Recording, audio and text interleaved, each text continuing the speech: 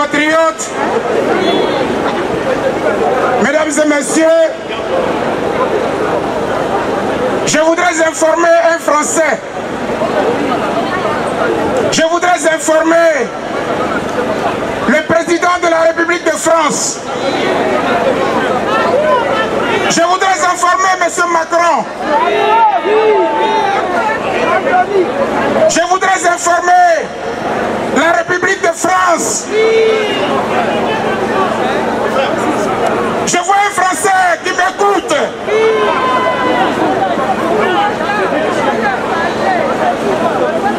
Le jeudi 13, des Ivoiriens sont encore tombés. Le jeudi 13, des Ivoiriens ont été découpés. Le jeudi 13, des Ivoiriens ont été tués à balles réelles. Je pense à la ville de Benoît,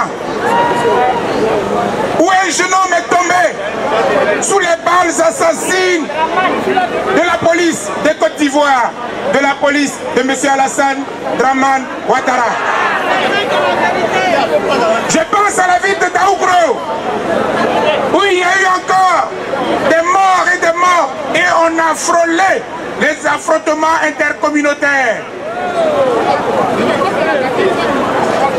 Je voudrais dire à la communauté internationale, au travers de la France, la Côte d'Ivoire n'est pas en guerre. La Côte d'Ivoire n'a plus de rébellion aujourd'hui. M. Ouattara vous a dit que la Côte d'Ivoire est émergente et qu'il a relevé le développement de la Côte d'Ivoire. Mais d'où vient alors que dans un pays normal, dans un pays émergent, on arrive à tuer des Ivoiriens aujourd'hui? La raison, elle est toute simple. Depuis l'indépendance de la Côte d'Ivoire, le 7 août 1960, la Côte d'Ivoire a eu 3 constitutions. La première, le 3 novembre 1960. La deuxième, le 1er août 2000. Et la dernière de M. Ouattara, le 8 novembre 2016. Dans les 3 constitutions, il y a une constance. 1. Les Ivoiriens disent 2 mandats. 2. Les Ivoiriens disent 2 mandats. 3. Les Ivoiriens disent 2 mandats. Monsieur Alassane Ouattara veut faire un 3e mandat. Toute la Côte d'Ivoire dit non. Toute la Côte d'Ivoire dit non. Toute la Côte d'Ivoire dit non. Ainsi donc, tous ceux qui sont morts, tous ceux qui sont blessés, chers compatriotes, nous n'avons pas le droit de relâcher. À compter du 13 jusqu'à ce que M. Ouattara parte de la Côte d'Ivoire, nous sommes dans la... Nous sommes dans la... Il faudrait que les choses soient claires. Je voudrais vous dire ceci. À tout le moins, au minimum, la Côte d'Ivoire, les Ivoiriens peuvent arrêter les mouvements à condition que 1. M. Ouattara retire sa candidature. 2. M. Ouattara reporte l'élection présidentielle. 3. Nous cassons la CEI. 4. Nous cassons les listes électorales. 5. Nous cassons le code électoral. 6. Nous cassons la Constitution.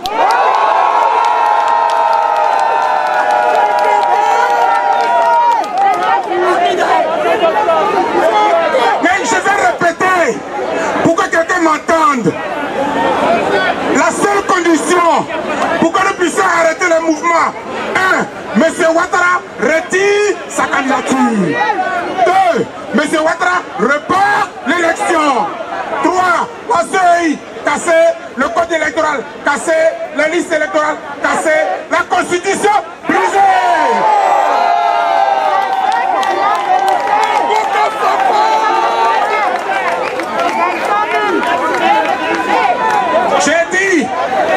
J'ai dit et je veux répéter, je préfère sauver la vie humaine, je préfère que les Ivoiriens vivent, je préfère la réconciliation à une élection bâclée, en tout état de cause. Que vous soyez candidat du PDCI, que vous soyez candidat du FPI, que vous soyez candidat du GPS, que vous soyez candidat indépendant, face à Ouattara, vous avez déjà perdu.